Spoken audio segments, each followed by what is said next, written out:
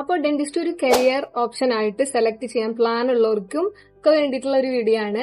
അപ്പൊ നമ്മള് കയറുന്ന സമയത്ത് നമുക്ക് വലിയ ഐഡിയ ഒന്നും ഇല്ലായിരുന്നു. അപ്പൊ ജസ്റ്റ് ഇപ്പോഴത്തെ പിള്ളേർ കൂടുതൽ സെർച്ച് ചെയ്യുന്ന ആൾക്കാരാണല്ലോ എന്താണ്. അപ്പൊ ജസ്റ്റ് അവർക്ക് വേണ്ടിയിട്ടുള്ള ഒരു വീഡിയോ ആണ് കേട്ടോ. അപ്പൊ അവർക്ക് ഉപകാരപ്പെടും. സോ ഞാൻ നേരിട്ട് കിടക്കാണ്. നമ്മൾ ഓരോ പാർട്ടായിട്ട് ചെയ്യണം. This is part 1. So part 1 എന്താണെന്ന് വെച്ച് കഴിഞ്ഞാൽ ഫസ്റ്റ് ഇയറിനെ പറ്റി ജസ്റ്റ് ഒരു ഇൻട്രോ മാത്രമേ ഉള്ളൂ കേട്ടോ. ഫുൾ ആയിട്ട് വേണമെങ്കിൽ നമുക്ക് യൂട്യൂബിൽ വീഡിയോ ഇടാന്നുള്ളൂ. അപ്പൊ ഫസ്റ്റ് ഇയറിൽ നമുക്കുള്ള സബ്ജക്ട് എന്ന് പറയുന്നത് ഫിസിയോളജി, ബയോകെമിസ്ട്രി, അനാറ്റമി ആൻഡ് ഡിയോയിച്ച്. ഇതിലെ ഡിയോയിച്ച് ഇറ്റ്സ് പ്യുവർലി ഡെന്റിസ്ട്രി റിലേറ്റഡ് ആണ്.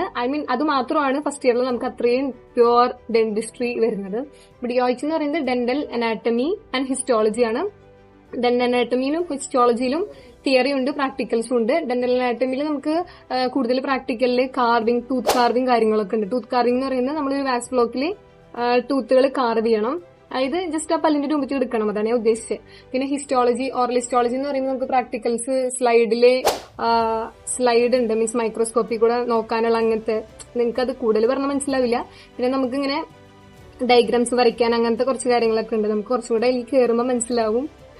പിന്നെ ഉള്ളത് അനാറ്റമി. അനാറ്റമി എന്ന് പറയുന്നത് നമുക്ക് ഹെഡ് ആൻഡ് നെക്ക് റീജിയൻ ആണുള്ളത്.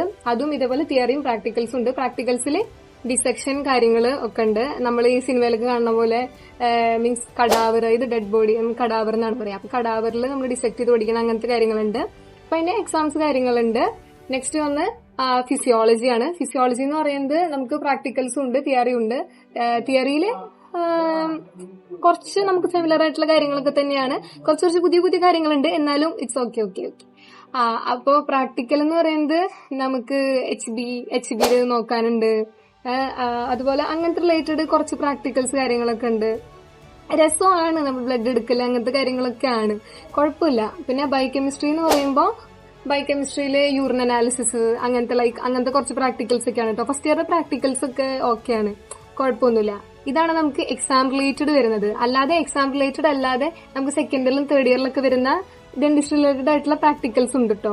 പ്രോസ്റ്റോഡോണ്ടിക്സ് എന്ന് പറയും, കൺസർവേറ്റീവ് ഡെന്റിസ്ട്രി, അങ്ങനത്തെ കുറച്ച് കാര്യങ്ങളൊക്കെ ഉണ്ട്. അത് ഇനി സെക്കൻഡ് ഇയറിൽ തേർഡ് ഇയറിൽ അങ്ങനെ വരുമ്പോൾ ഞാൻ പറഞ്ഞുതരാം. ഓക്കെ, നിങ്ങൾക്ക് മനസ്സിലാവുന്ന വെച്ചാൽ നമുക്ക് ഇതിന്റെ പാർട്ട് വിടാം. ഇത്രയൊക്കെ ഉള്ളൂ. Okay, by.